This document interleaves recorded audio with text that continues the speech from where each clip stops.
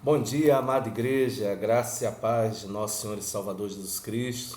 Estamos aqui nessa manhã de domingo para a transmissão de mais um culto online para a nossa amada igreja, para os nossos irmãos que se encontram em casa nesse momento de quarentena, nesse momento ao qual a nação vem vivendo, não só a nação, não só o Brasil, mas muitos países no mundo estão vivendo essa pandemia de coronavírus, de Covid-19. Então é um momento muito delicado das nações. Mas para nós que somos servos do Senhor, para nós que servimos a um Deus vivo, para nós que servimos a Cristo Jesus, isso nos serve de alerta para esse tempo. Hoje, por exemplo, a nação está jejuando, está orando ao Senhor, pedindo a Deus que tenha misericórdia, que tenha graça e ache graça na sua nação, que traga paz e traga solução para esses problemas.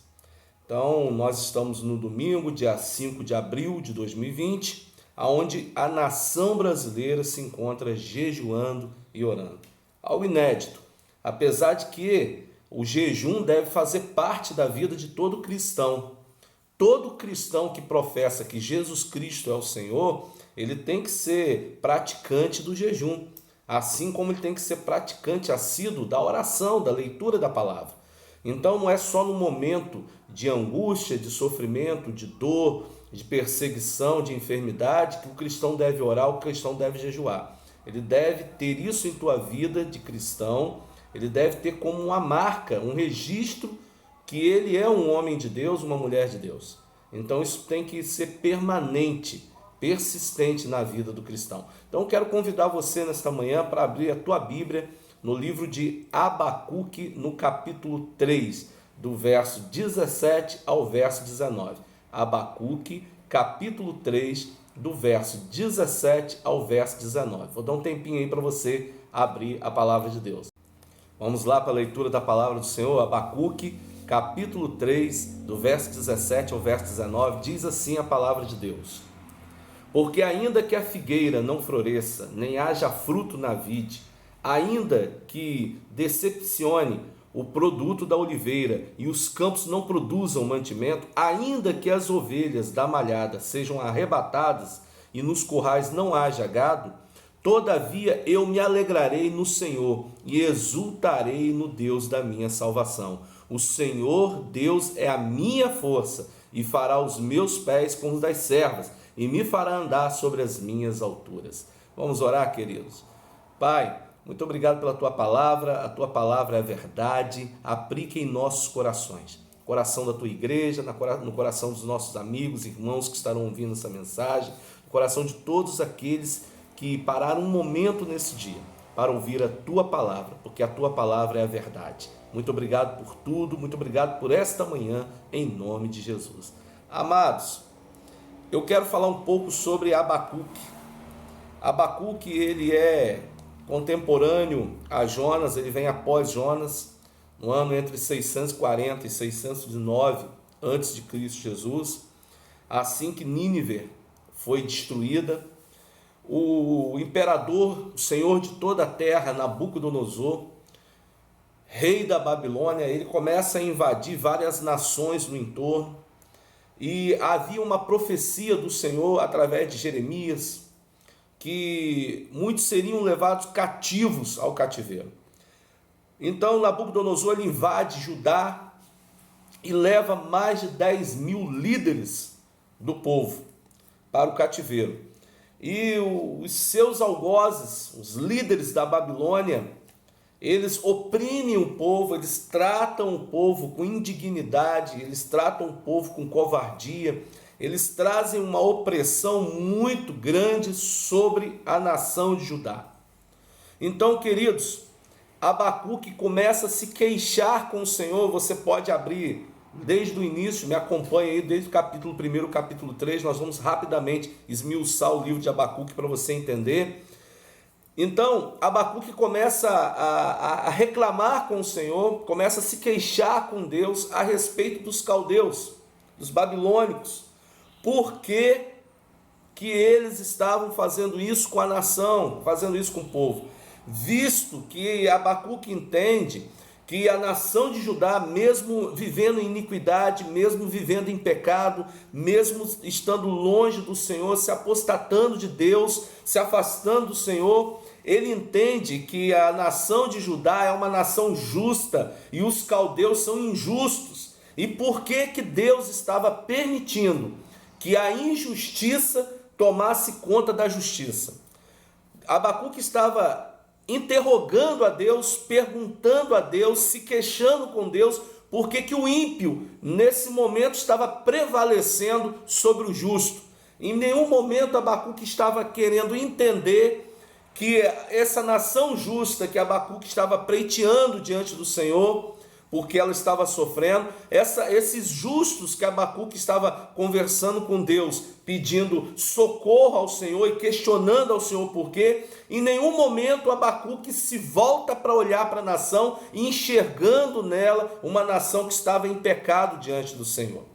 Ele alega a Deus que os ímpios estavam se manifestando de forma injusta sobre os justos.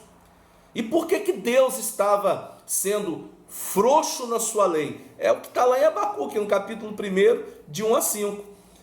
Abacuque questiona a Deus e ainda diz: por que a lei afrouxa contra os ímpios?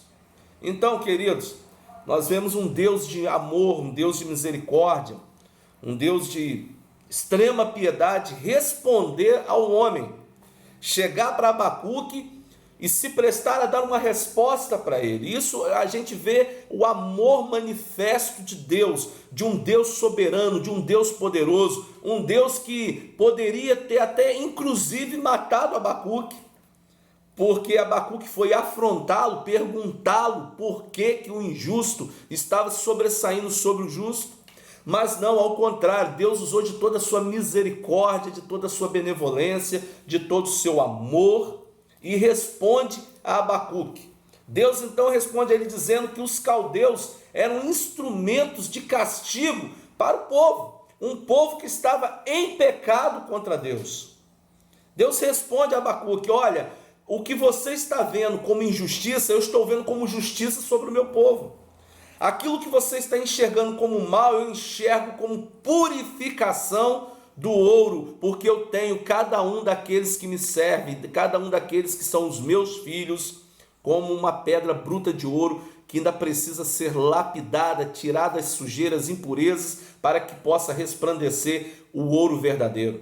Então Deus responde a Abacuque: aquilo que você acha que é injusto, eu trago como justiça, porque eu sou Deus sobre a nação. E aí, querido, Deus ainda diz: quando o meu juízo terminar, Abacuque, quando o meu juízo terminar para o meu povo, então eu castigarei os caldeus. Então eu castigarei os caldeus que são perversos. Você vai encontrar isso em Abacuque capítulo 2. Deus diz que, apesar da nação de Judá estar em pecado, o seu juízo que veio sobre ela é perverso. E Deus também castigará a nação dos caldeus, que eram perversos diante do Senhor. Então, querido, Deus fala algo para Abacuque. Deus diz para Abacuque assim: olha, vai lá e escreve o que eu vou te dizer em tábuas, de forma bem legível, para que até quem passe correndo possa ler. E diga que a tua alma está orgulhosa. Deus está dizendo: olha, diga que a alma desse povo que está oprimindo o meu povo, apesar do juízo que eu trago sobre o meu povo, ela está orgulhosa, ela está soberba. E mesmo esta alma soberba não prevalecerá sobre o meu povo, porque o justo viverá da fé. Então Deus chega para Abacuque e diz: olha, vocês precisam viver da fé. Vocês precisam acreditar em mim, nas minhas palavras, naquilo que eu digo para vocês. Porque o que eu estou fazendo hoje, você precisa ter fé e acreditar que eu sou Deus.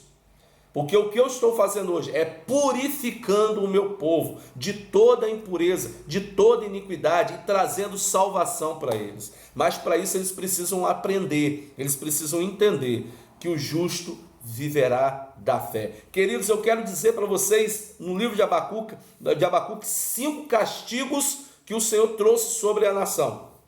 Trouxe sobre Judá, que estava fora dos propósitos do Senhor, andando por caminhos tortuosos, caminhos errantes. E aí Deus diz no capítulo 2 inteiro, há 5 castigos para Judá, e Deus revela isso a Abacuque. Primeiro, ai daquele que multiplica o que não é seu. Deus está dizendo para Abacuque que a nação precisa parar de querer buscar aquilo que não lhe pertence, aquilo que não é dela, porque aqueles que buscam para si aquilo que não é seu, mais cedo ou mais tarde, é como diz lá em Gálatas no capítulo 6, 7, 8, o que o homem semeia, o que o homem planta, ele colherá, mais cedo ou mais tarde, alguém vai bater a porta para tomar de volta aquilo que a nação pegou. O que Deus quer com isso? Deus quer que a nação tenha em si o entendimento que Deus é o Senhor da nação, que não queira nada dos outros, que queira do Senhor, porque o Senhor é o provedor de toda a nação. Segundo lugar, ai daquele que ajunta para sua casa cobiçosamente. Deus está dizendo, olha, o povo está de cobiça, o povo está querendo além daquilo que necessita para viver, necessita para comer, necessita para vestir. Ai daqueles que cobiçosamente ajunta para a tua casa. E aí a gente fica vendo nos dias de hoje, nesses períodos de turbulência que nós estamos vivendo, as pessoas indo ao supermercado fazer compra, porque acha que vai ficar 30, 60 dias dentro de casa, mas estão comprando como se fosse ficar um ano dentro de casa. Estão comprando, ao invés de comprar um pacote com 12 rolos de papel higiênico, ou no máximo 2 com 24, não, estão comprando 100. Até parece que papel higiênico é comida. Estão comprando papel toalha, estão comprando guardanapo, estão comprando álcool, estão comprando comida, ou seja, estão ajuntando de forma cobiçosa, aonde Deus está dizendo, eu sou o Senhor, eu sou o Deus que provê. Mateus capítulo 7, versículo 25 em diante vai dizer, porque andeis ansiosos com a que haver de comer, de beber e de vestir. Eu sou Deus, eu sou o Senhor da nação, eu estou no controle de tudo. Não há motivos e nem necessidade de se cobiçar, de se ter além do que necessário nesses dias, porque eu sou o Senhor. As pessoas que fazem isso, seja elas crentes ou não, principalmente os crentes, está dizendo para o Senhor, eu não creio no Senhor. Eu não creio na tua palavra. E nem adianta vir aqui dizer, não, isso está sendo prudência minha, pastor. É prudência minha, não é prudência. A palavra de Deus diz que você está sendo injusto. A palavra de Deus diz que você está sendo cobiçoso. A palavra de Deus diz que você está sendo uma pessoa de pequena fé, que não tem capacidade de enxergar a dimensão, o tamanho do Deus que nós servimos. Terceiro lugar, ai daquele que edifica cidade com sangue. Por acaso não é o Senhor que faz os povos trabalharem? Por acaso não é o Senhor que faz os homens se cansarem de tanto trabalhar? Deixa eu dizer uma coisa para você, querido. A economia do Brasil, a economia das nações, elas vão se restaurar, elas vão se recuperar. A tua empresa, a tua loja, ela vai se recuperar. Basta você acreditar que Deus está no controle da tua vida. Basta você acreditar que Deus está no controle dessa situação. A palavra do Senhor diz lá em Gênesis, quando o homem peca, Deus dá ali as suas consequências do pecado. Deus diz ao homem, ele trabalhará feito louco, ajuntará e nunca se saciará, colherá sobre espinhos e abrolhos, comerá sobre o suor do teu rosto. Queridos, não é porque está vindo uma situação complicada, não é porque a economia vai ser abalada, que você vai perder tudo, é do Senhor o direito de executar os seus juízos, a tua graça, a tua paz, a tua misericórdia, e é nosso, como servos de Deus, como filhos do Senhor, aceitar aquilo que Deus traz para nós e acreditar que Deus está no controle de tudo. Aleluia, louvado seja o Senhor. É momento de orar e não se preocupar com o que virá. A palavra de Deus diz que o justo não mendigaria o pão. Nem só de pão vive o homem, mas da palavra que sai da boca do Senhor. Ou nós acreditamos em Deus, em Cristo Jesus, naquele que a gente diz que serve, naquele que a gente diz que ama, naquele que nos dias de culto vai para a igreja, chora, dá risada, levanta a mãozinha e se alegra. Ou a gente acredita nesse Deus, ou nós somos hipócritas. Ou tudo isso que nós fazemos é tudo mentira. Nós não acreditamos em Deus, nós não servimos a Deus, nós não fazemos nada. É o que Deus está falando com Abacuque.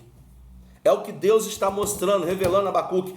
Em quarto lugar, Ai daquele que dá de beber a seu companheiro. Sabe o que Deus está dizendo? Ai daqueles que nesse momento de crise, nesses momentos de problemas, nesses momentos de catástrofe, nesse momento ao qual eu estou trazendo um juízo sobre a nação, ai daqueles que estão bebendo, dando de beber ao próximo e se embebedando, porque acha que beber é a solução dos problemas. Que aí o castigo vai passar, a punição vai passar, não vou nem sentir porque eu estou bêbado. Veja bem, queridos, nós estamos falando de 609 anos antes de Cristo Jesus. Há 2640 anos atrás, o povo tinha o mesmo entendimento que nós temos hoje. Ou seja, nós fazemos as mesmas coisas que aquele povo fazia quando Deus trazia justiça sobre a nação. Isso é terrível, isso é muito triste. Em quinto lugar, o quinto castigo de Deus, que fala em Abacuque: ai daquele que diz, pau, acorda, a pedra é muda, desperta. Ai daquele que diz isso, eis que o Senhor está sentado no seu santo templo, e ele diz: cale-se diante de mim toda a terra. Sabe o que está dizendo? Ai daqueles que estão buscando de um lado para o outro desesperadamente em quem não tem o Espírito nele atuando. A solução para aquilo que Deus está fazendo, Deus está dizendo: olha, cale-se, eu estou sentado no meu santo templo. Cale-se diante de mim toda a terra. Querido, Deus está dizendo para Abacuque: diga para o povo, para que o povo entenda que eu sou Deus e eu estou sobre a nação e nada foge ao meu controle, Abacuque. Eu preciso que o povo, Abacuque, entenda isso. Entenda isso.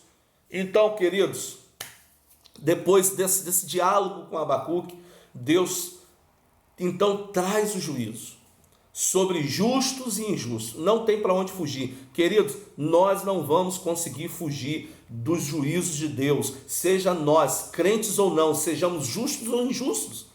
É como a palavra de Deus diz: o sol nasce, a chuva desce sobre justos e injustos, porque o Senhor é Deus. Isaías vai dizer que a terra é estrado dos pés do Senhor.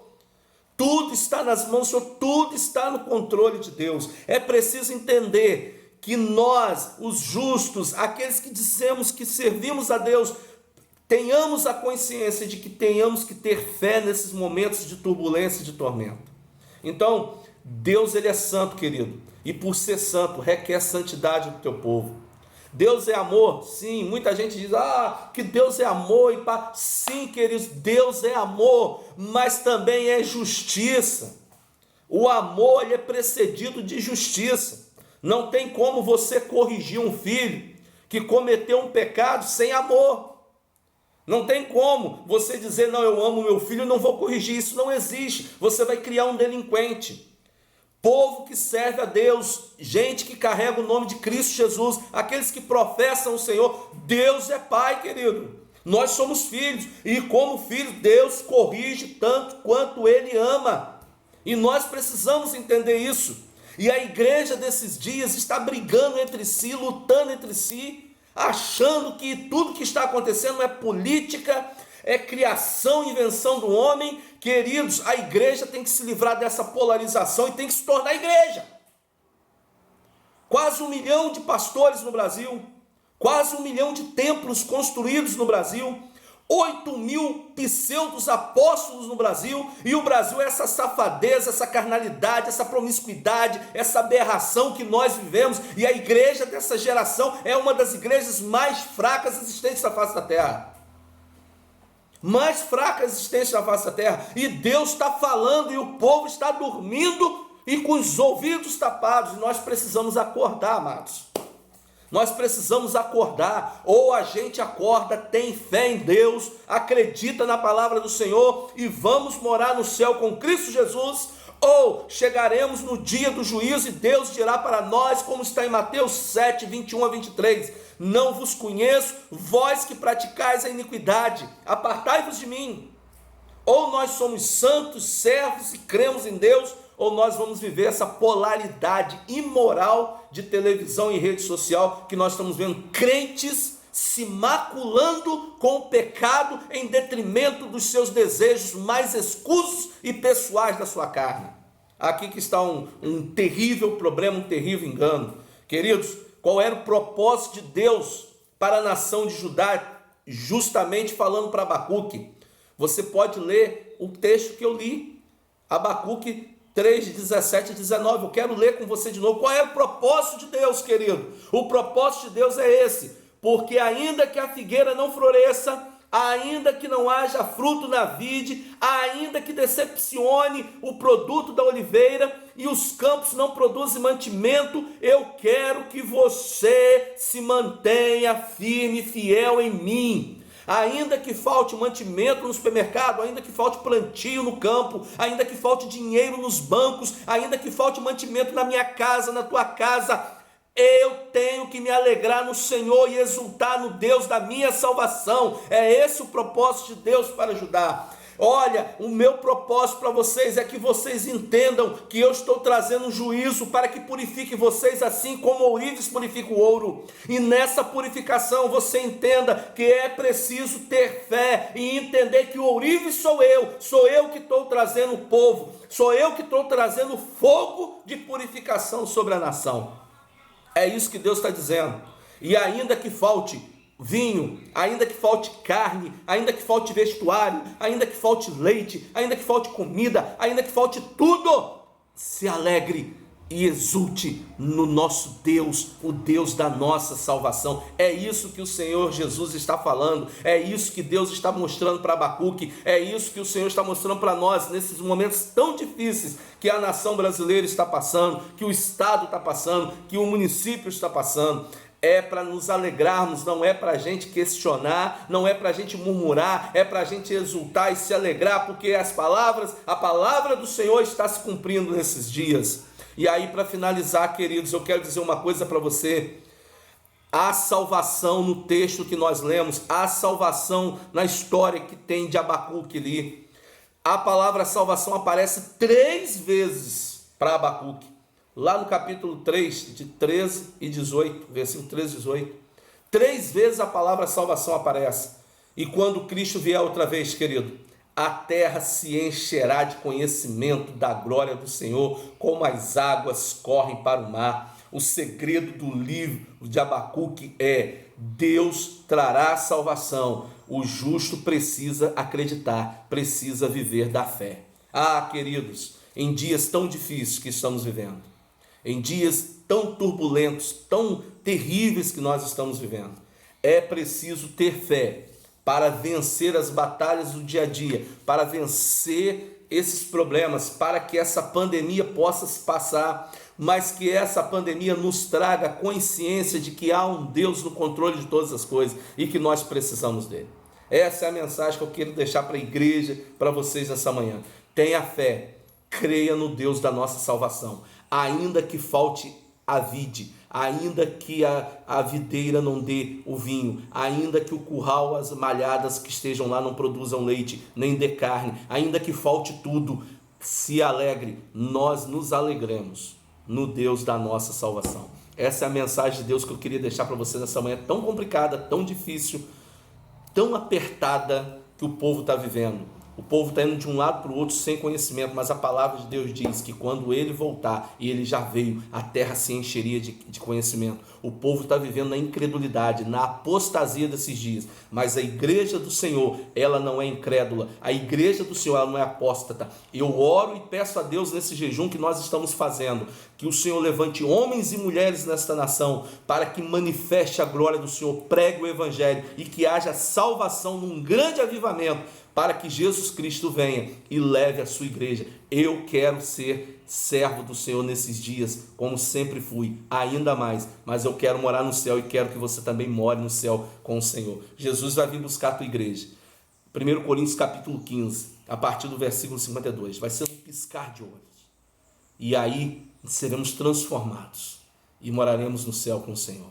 Jesus está voltando, que Deus te abençoe nesta manhã em nome de Jesus. Vamos orar. Pai, muito obrigado pela tua palavra é verdade. Aplica, ó Deus, em nossos corações, no coração do teu povo, da tua igreja. Produz em nós frutos dignos de arrependimento. Produz em nós uma fé sobrenatural, atemporal. Uma fé que produza em nós o entendimento que o Senhor é Deus, que o Senhor é Salvador, que a tua igreja se levante nesses dias, que a nação brasileira se coloque de joelho diante do Senhor, que os homens desta nação, os políticos, se dobrem diante do Deus de Israel, do Senhor dos exércitos, do nosso Deus, o Deus da igreja, e que a igreja nesses dias se levante nesta nação, que nós não sejamos mais envergonhados por termos 1 milhão de pastores, quase 50 milhões de crentes, não sei quantos mil apóstolos, e nada muda nessa nação. É tempo de mudança nessa nação. Que o Senhor mude a tua nação através da igreja. Ó Deus, prepare o teu povo para se encontrar com o Senhor nos céus. É o que nós pedimos neste dia e nesta manhã. Abençoe e guarde o teu povo em nome de Jesus. Queridos, Deus te abençoe. Até logo mais à noite com o culto de domingo à noite. Deus abençoe, tenha um dia abençoado, você e tua família, e vamos no nosso dia de jejum. O meu começou ontem, vai terminar daqui a pouco mais. Que o Senhor nos abençoe, que o Senhor nos guarde.